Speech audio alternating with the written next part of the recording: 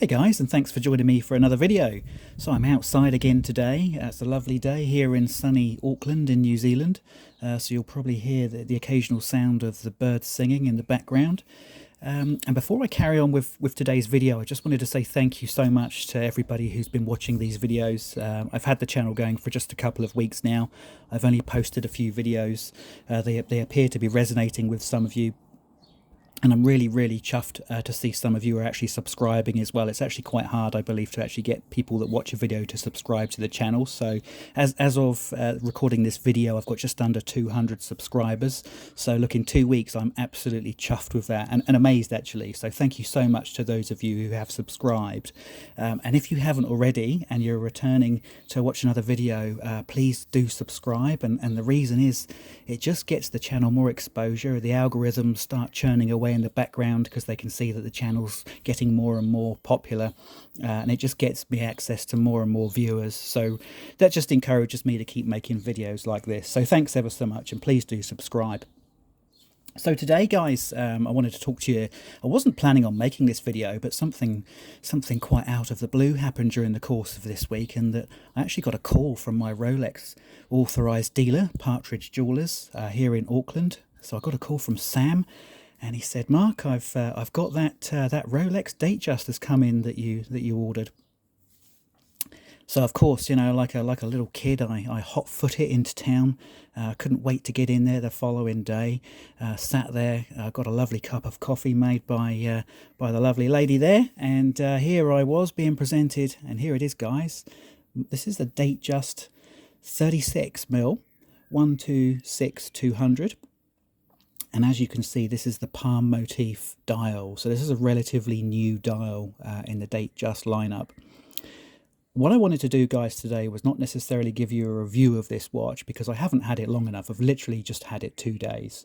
So I'm very much in honeymoon period still, I guess you could say, and very much just getting my head around the fact that I've got this watch. It is beautiful, by the way. I've got absolutely no issues with it at all. But what I wanted to do was actually talk through not necessarily a review of the watch, but a review of the process that I went through to get this watch. So obviously the Datejust is, you know, that it's one of the staple watches in the Rolex lineup, if not the staple watch in the Rolex lineup. There it is, by the way, guys, on my 7.25-inch wrist. You know, for those of you that think 36mm is a bit on the small side for a guy, I know this is an endless conversation, but there you go. That's what it looks like on my 7.25-inch wrist.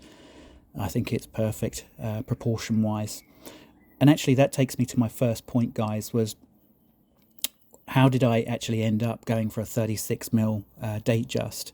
And I'll just take you back to the start, really, and really take you back to the Rolex website, if I may, because if you were to go on the Rolex website, rolex.com, you can actually see the entire Datejust range in kind of a configurator form. In other words, you can choose not just the size, but the material, the bezel, the bracelet, and the dial.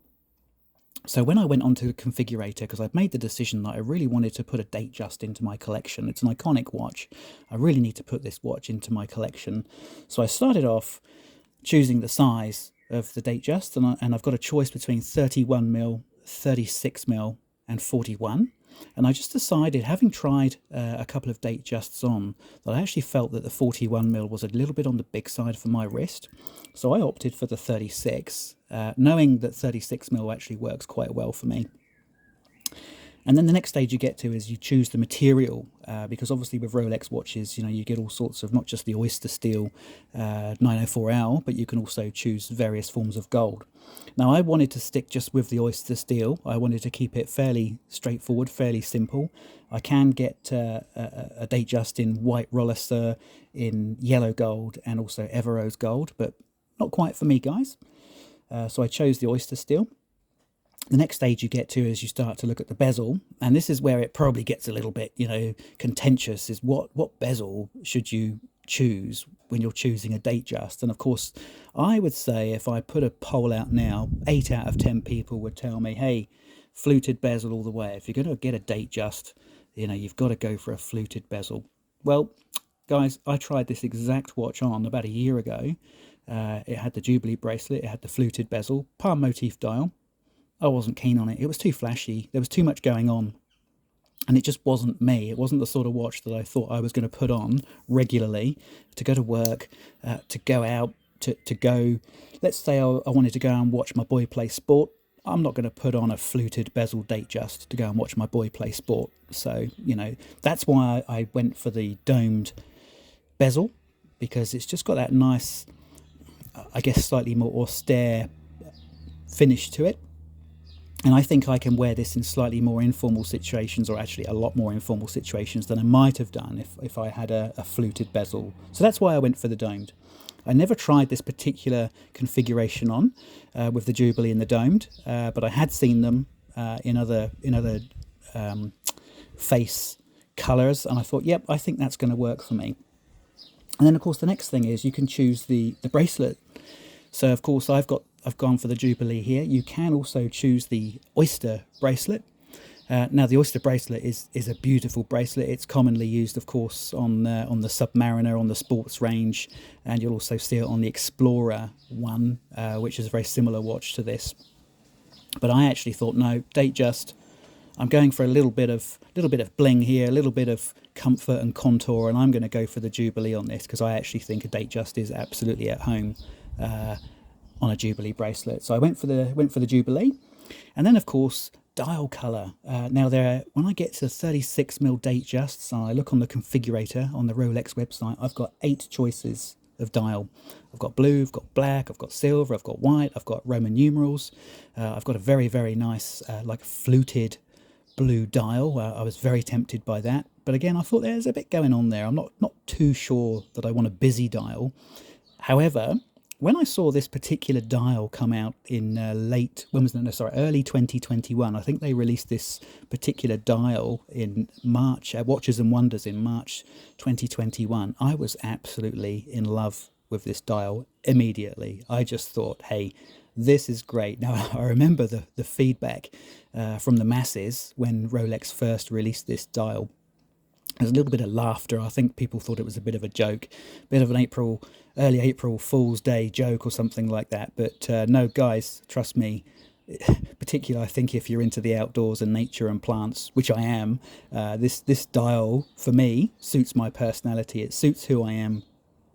And this dial just resonates with me in a way that maybe some of the other dials, like the Roman numerals and the fluted face, just don't resonate with me at all. So there you go. That's what I chose. Went onto the Rolex website, chose this particular watch, and then of course I went to the AD and I said, "Hey, I want a Datejust." And of course they're, "Yeah, sure, Mark. What do you want?"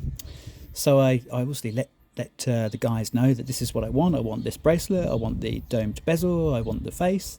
And of course you register your interest, and you're not really given a clear idea of how long it might take to get this watch. You're just told, "Hey, we've registered your interest. Thank you very much." So there's obviously not a lot of commitment from the ADs and how quickly they're going to be able to get this to you, if ever, of course.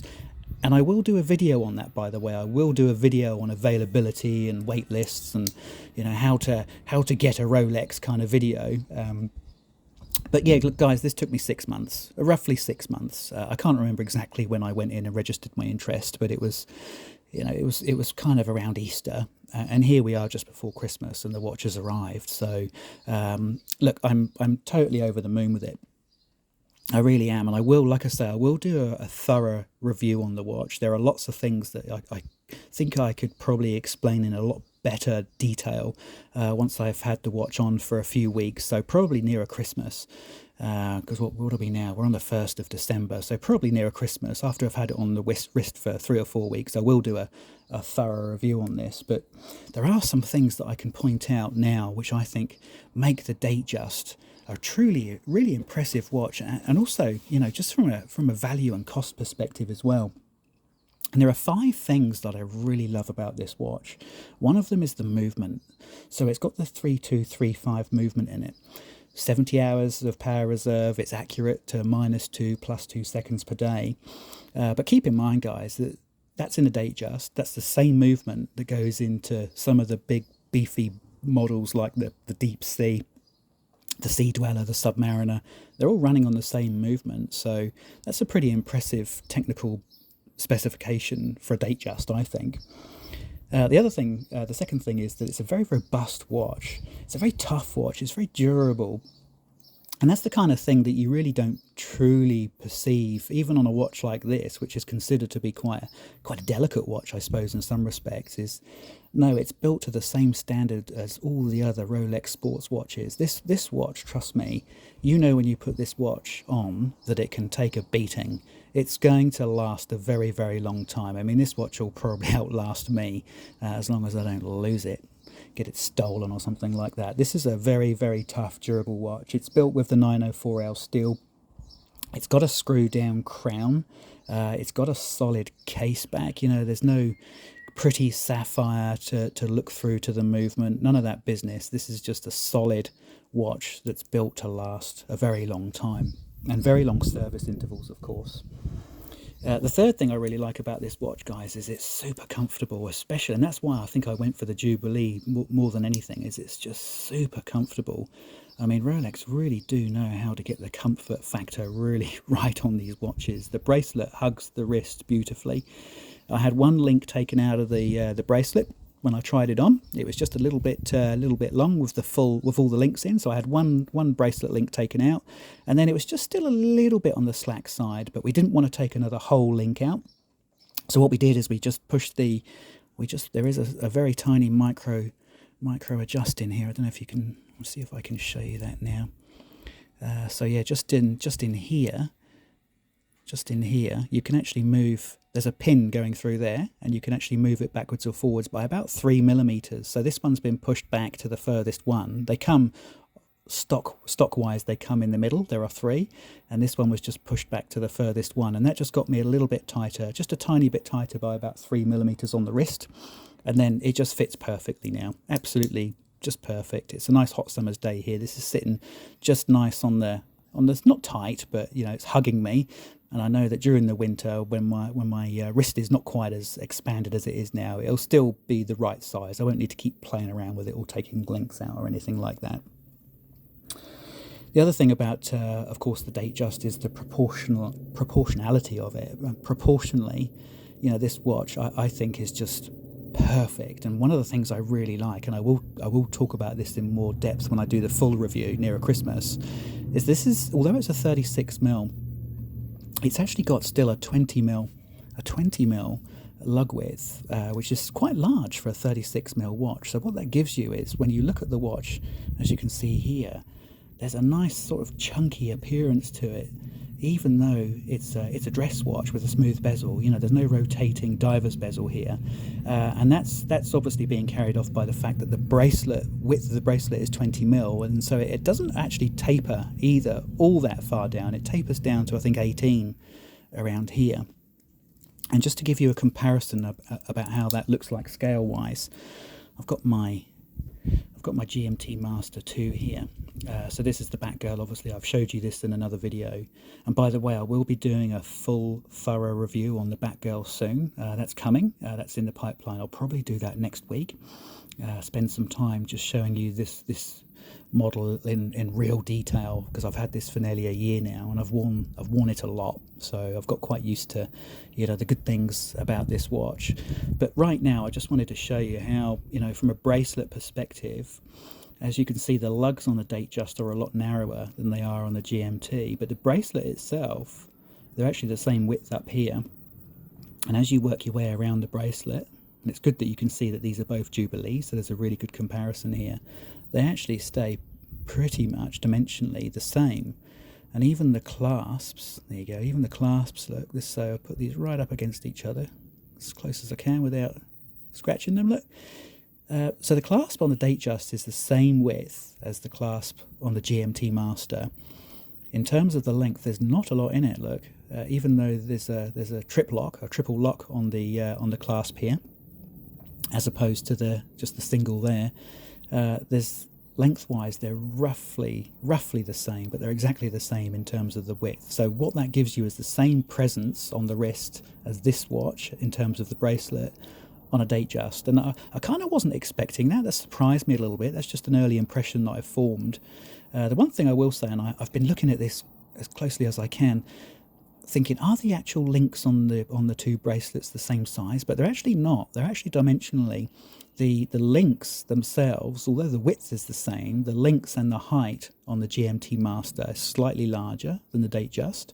So it does still give the Datejust like a thinner, narrower feel when it's on the wrist. But in terms of appearance, yeah, they're pretty much the same, guys. And there you go. There's another shot of the two together. So just moving on to the last thing I wanted to talk before I end this video, guys, and I just wanted to talk about value. So we're in a world where watch prices have been escalating, I wouldn't say astronomically, but they've been going up quite aggressively, I think, over the last 3 or 4 years, you'll all agree. This watch will have gone up by about 30% in the last 3 years, if not slightly more. And I think it will go up again, by the way. I think I mentioned this in a previous video. I think the price of these watches will all go up again, probably in January. We're in a world where watch prices are aggressively increasing all the time. So this watch has been no different. It's gone up by the same percentage as the others. But I still think in terms of value, now that I've got this watch and now that I'm wearing it, and enjoying it as much as I am already, I actually think this is terrific value for a Rolex watch. I mean, you've all got your own currencies to look at. This cost me 12,500 New Zealand dollars.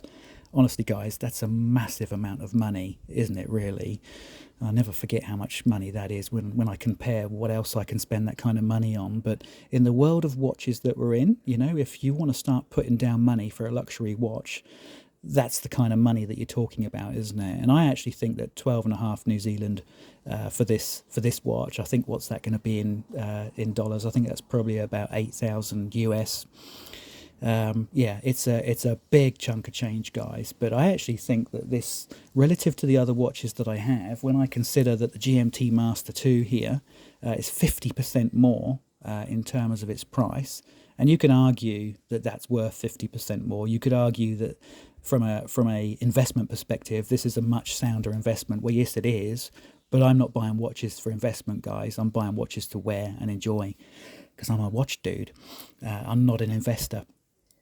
And I actually think that this is great value. This is a great place to put your money. And certainly, you know, I would thoroughly recommend that. I can say that already. This is a thoroughly recommendable watch for the money.